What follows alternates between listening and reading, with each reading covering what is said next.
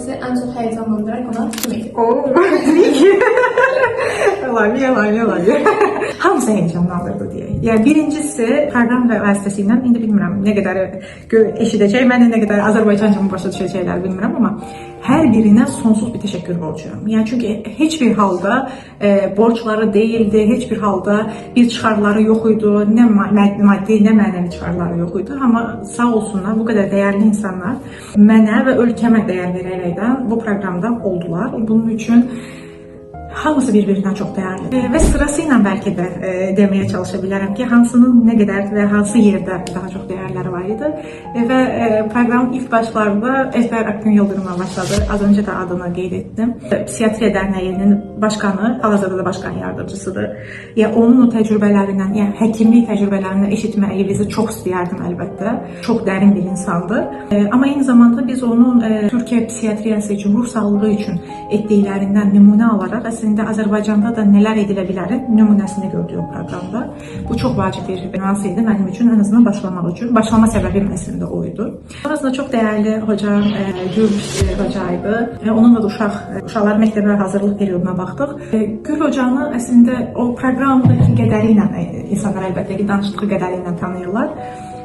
Yani o insanı sadece insan olarak da tanımak lazımdı. Yani bu arada her birini insan olarak tanımalısın. Yani ben özümü çok xoşbəxt hissediyorum ki yolum bu insanlarla kesişir. Çünkü ben bu insanları tanımasaydım belki bugünkü Qumrunu formalaştırabilmeyecektim. Bu arada ben de Qumrunu tanımasaydım. Aslında düşünürdüm. Yolda gelendeki hakikaten Qumrunu hayatımda olmasaydı. Tanışmasaydım. Çok resmiyeti. Necə olardı falan diye yaxşı tanışmışım. Çok şey öğrenmişim. Ben de senden çok şey öğrenirim. Hakikaten ben de senden çok şey öğrenirim. Yani çünkü insan dediğin multidisipliner bir varlıktır.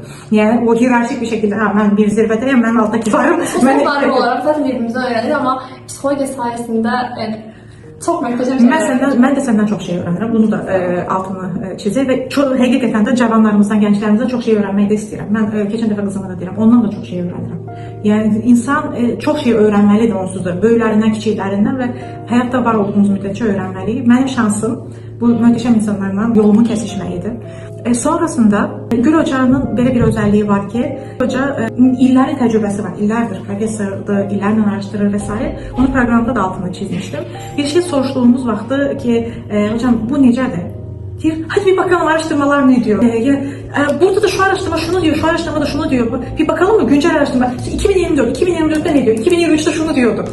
Ama geçen çeviri gibi diyeceğim ama ChatGPT de yetişmiyor olabilir. Yani bu bizden aynı insanı neye teşvik ediyor? Yani mesela onunla girdiğimiz derslerde bir şey danışacaqsa biz güncel referanslara baxırdıq. Güncel mesela bize derste her dəfəsində 2-3 məqalə sundururdu. İndi 3 nəfər, 4 nəfər isə bu o deməkdir ki biz 10 məqalə dinləyirdik hər dərsdə.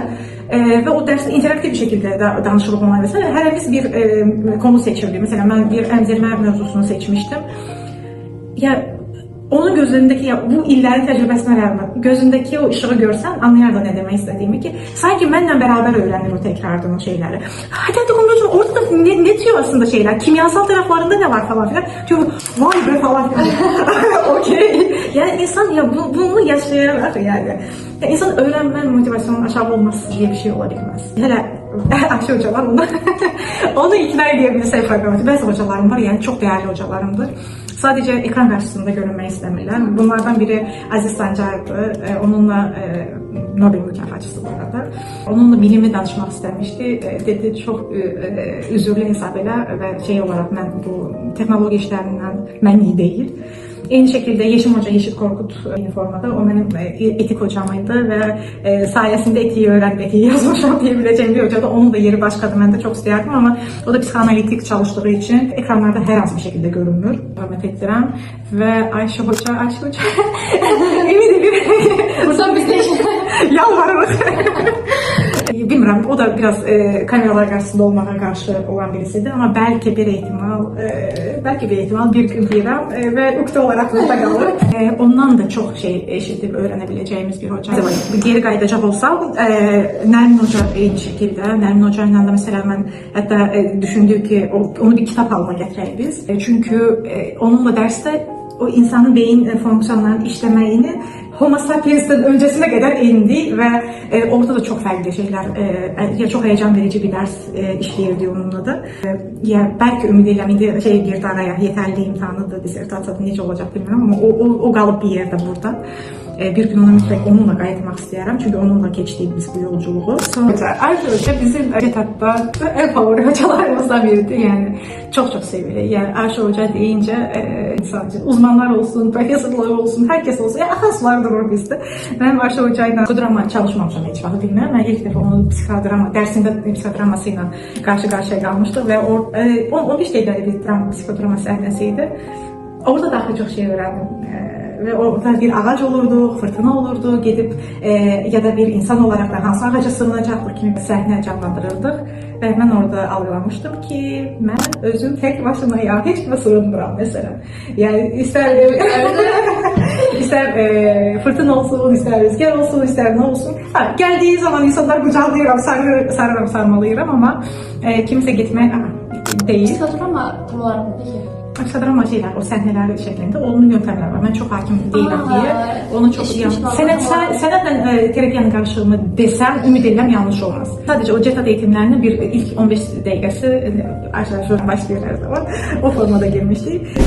Tolga Hoca benim ilk Türkiye'ye gittiğimde tanış olduğum, beni karşılayan, elimden tutan valideynimiz diyeceğimiz o şeydeydi, kategoriyada diyeceğimiz bir insandı. İnanılmaz deha bir insandı. Harvard çalışmalar da var. Orada dijital oyun bağımlılığını vesaire çalışmıştı. Ve statistikanı, araştırma yöntemlerini öğrenmiştim. Ve aynı zamanda etiğin ne olduğunu her yerde danışırım. Başka burada vaxt almak istemiyorum. Başka çıkışlarımda da var. Ya etiği özellikle Azerbaycan'dan çıkandan sonra onunla o deneyimi öğrenmek benim için yani inanılmaz bir şeydi ve onda dedim ki okey ben doğru bir yerdeyim. Yani təhsil almaq üçün doğru bir yerdeyim. Sonrasında Onur Güntürk'ün sevgili Onur Güntürk yani en favori olmayıp da ne olacak bir yerde de. Yani ben bunu geçen defa grup yoldaşlarım, hocalarla falan da danışırıq ve yani hakikaten çok büyük değerdi ve bilmirəm necə oldu çünkü birçok insanın meylinə daxil geri dönmediğini bilirəm. Ama sağ olsun geri dönmüş olmağı benim için möcüzeydi. Birincisi şansımı denemiştim. İkincisi geri döndü ve dedi ben ekran karşısında olmak sevmiyorum. Dedim okey, olmağı sevmiyorum burada. Bu programda olmayacak. Ama dedi ki online olarak seninle meeting gelebilirim. Ne istiyorsan ne istersen yol gösterebilirim dedi. Biz onunla görüştük. Yarım saatlik bir görüş oldu. Ve 20 dəqiqəsini çok değerli mevzulardan istişare etti ve vaxt necə keçdi bilmədik tabii ki. Ve son 10 dəqiqəsində dedi okey yani sosyal medyada paylaşmayacağın şekliyle et. Azerbaycan'da gençler için Allah. O anda video kayıtlarda da var. Yani ne soruştuğumu bilmiyorum. Ya çok heyecanlanmıştım. Yani o gün çok müəzzəm bir gündü. Yani insan yani sözünə sinməsə deha dediğimiz insandı. İllər beyin asimetriyasıyla çalışır ve asimetriya ilə əlaqəli nələr eləyiblər, nələr eləməyiblər. Yəni o qədər müəzzəm çalışmaları var ki, maraq olanlar oxusun mütləq ki. Dil çox qəlizdir, yazılma dili çox qəlizdir. Uzmanların belki de daha çok anlayabileceği bir şeydir ama bugün beynimizin asimetriyasını ortaya koyan en müəzzəm göyərçinlərlə elədiyi çalışmalarla çok məşhurdur. Yani sadece açın baxın. Yani bu araştırın. Doğan Şahin'i Türkiye'de çok popülerdi. Hatta CETAD eğitimlerinde de çok duyardık ismini. Çok sevilen bir isimdi. Ben analitik dinamik terapist değilim. Çok hakim de değilim. Ama analitik terapi denince akla gelen isimlerin en başında Doğan Hoca gelir. Çok saygın bir isimdi. Kişilik patologiyalar üzerinde yani kişilik patologiyalar analitik terapi dediğimiz Doğan Şahin diyoruz zaten. Oğuz Kaya Mustafalıoğlu, onunla da çok evde bir tanıştığımız var aslında. Bir vakam üzerinden tanışmıştık. Bir vakam ilerleme aldık. Çok anlık bir vakaydı. 20 yıllık bir vakaydı zannederimse. Ve ondan sonra Oğuz Hoca beni merak etmişti. Ve Santos'da soruşmuştu ki kiminle işledin yol aldın bu kadar. Ve ondan sonra bir de baktım ki sürekli bana vakalar yönlendirilir. Oğuz Hoca. O vesileyle ben Oğuz Hoca'yla niyabi tanış oldum. Vakaları sadece takip edirdim, rapor yazırdım, o takip edirdi hekim olarak vesaire. Biz bu vesileyle tanış olduk ve çok değerli bir insandı. O da İstanbul Üniversitesi'ndendi. Özellikle çok yönlü çalışmaları var ve psikofarmakologiyada özellikle saygın bilinen adlardan birisidir. Ve bunlardan sonrasında da Öget Hoca. Öget Hoca Türkiye'nin ilk nöropsikologudur. Yani o bir nöropsikolog olmanın, yani ilk nöropsikolog olmanın yanı sıra da onun hayatını bir kadın olarak da çok merak edirdim. Necə deyirlər ki, Türk toplumunda ilk defa özellikle bu kadar yani bir tarih kadar bir şeyler danışırıq. Yani o dönemlerde xaricə çıxır, gedir oxuyur, orada uzmanlaşır, geri dönür, həkimlərin arasında qarışır, büyük bir bölümü necə deyirlər, dominantlığını yürüdür vesaire. Ve insan olarak ayrı bir insandı ama bilim, elim olarak da tamamen ayrı bir insandı. Adı çıxışını.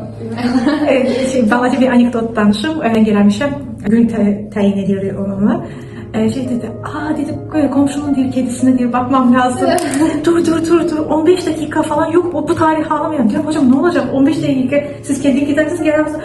Yok, ne seni bekletiyorum, ne kediyi bekletiyorum, Allah'ım. Zat danışığından orada çok geçeşebilirdir.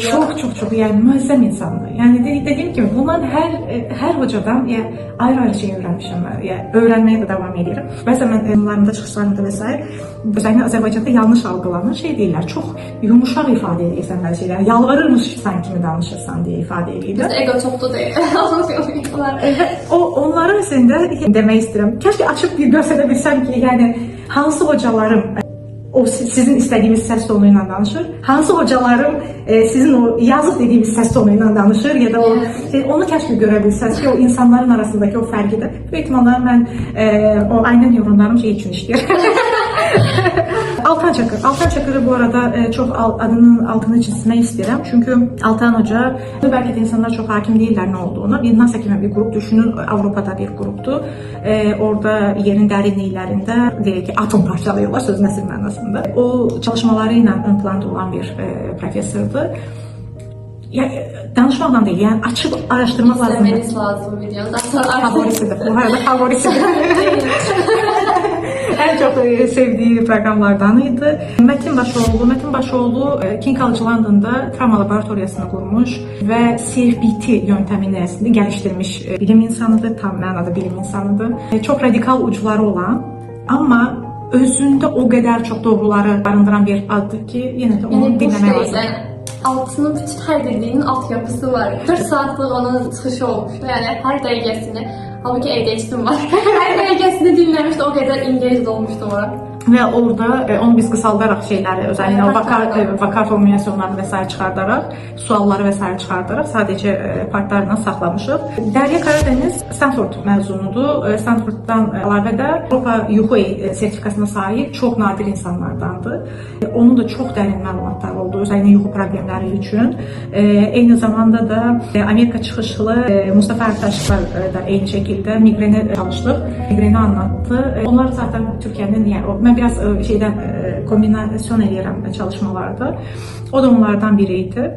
Ve Münəvvər Hoca onun yerində başqadır. Qadına şiddətə danışdıq onunla. Bu da sevdiklərimdən idi. Çox doğru tərəf olmuşdu və açıqlamışdı. O qadına şiddetin temelinde neler yatır aslında, sebepleri nelerdir? Evet, bu arada Aslan Dönmez'den de kadınların üzerinde Amazon kadınlarını da danışarıq. Onun kitabını mütləq herkese öneririm. Çok məzəmli kitabıydı. O kitabı danışacağıq onunla mütləq. Onunla da çok güzel iki programımız oldu. Üçüncüyü de planlıyoruz. Diğer isimler de fərqli ekolları, fərqli bilimsel yöntemlerle ister Asena Yurtsever olsun, ister Ayşe Murat Yaşar olsun, Çağdaş Öykü Məliç olsun, Sümer Öztanrı Över olsun. Aynı zamanda da Onur Noyan'la yine benim için çok keyifli bir programıydı. Bağımlılık üzerine, özellikle o beyin kimyasıyla o bağımlılık davranışını birleştirmek çok sevdiğim bir program oldu. Ve Emel Sarı da bizim otizm bilirsiniz, yani yaralı yerimizdir ve otizmə toxunduğundan hekim olarak ve etik yanaşmalar olarak çok məlumatlar verdi bize diyeceğim. Mütləq izləyin bizim programımızı. Suallarım qutardı. Çok maraqlı bir çalışma oldu. Ümid edirəm hər biriniz üçün faydalı olar və Ruh Sağlığı programından sonra takip edərsiniz, sık takip və ən önəmlisi də araşdırmalar edərsiniz. Mütləq, yəni bizdən eşitdiklərinizə inanmayın. Yenə araşdırın, mütləq araşdırın. Prefrontal korteksinizi çalışdırın.